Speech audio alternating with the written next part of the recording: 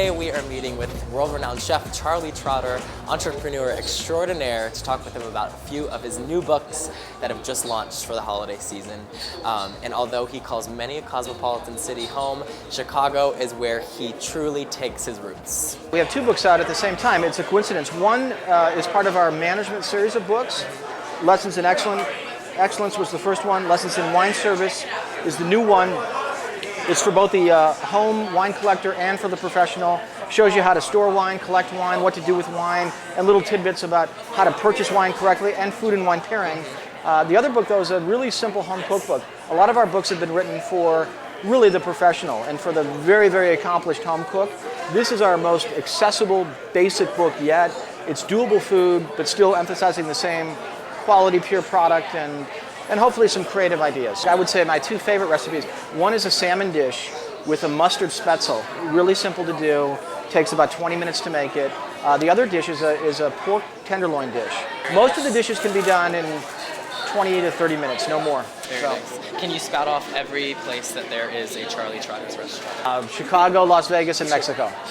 And soon to be New York and Singapore. And then isn't there going to be another one coming soon? We're another one in Chicago. It's a top secret for right now. Okay. I can't reveal anything about that just yet. Tell me a little bit how you got started. You know, my mother was probably the worst cook in the world, and so food was all I thought about. And so that's not true. If this goes on air, she'll kill me. No, she was a good cook. She was a really good cook. No, in college I used to cook for my roommates, and I never dreamed it would be a profession.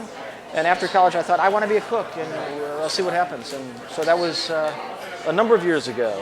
Now here I am today, still trying to get it right. One ingredient that you could not live without. If you ask me this question 365 days of the year, one ingredient that I can't live without, I'll give you 365 answers. But just today, I'm going to say potatoes. My favorite restaurant, aside from Charlie Trotter's, Arun's. Okay. The great Thai chef, Arun. Can you pronounce his last name?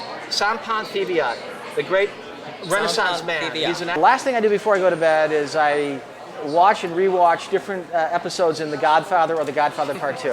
First thing I do in the morning is watch different episodes in The Godfather or The Godfather Part 2. What's your favorite hangover food? My favorite hangover food, which I normally need every day, My kind of man. is I'm not one of those guys that takes a raw egg and puts some malted milk or some other stuff and blends it up. That's too nasty. For me, it's something more like a big old omelet with bacon and hot sauce and a smoothie type of thing. Favorite vacation, two types. One is dining, which is going to Spain or Paris. The other is like chilling out on a beach. Now, maybe my favorite part about you is that you were in my best friend's wedding. Yes. And can you give us the line reading? I had to throw down the gauntlet with the staff and basically say, if you don't get this right, I'm coming over to your house and your whole family is going down, all right? That's good.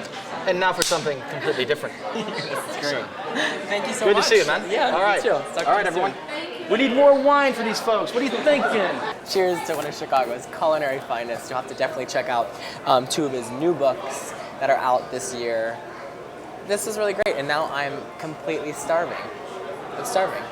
I'm gonna go take a cue from this little window right here, grab a bite to eat, and do a little light reading. Heavy eating and light reading. The last thing I cooked was a good plan. No, the last thing I really cooked was, I baked. I baked cookies.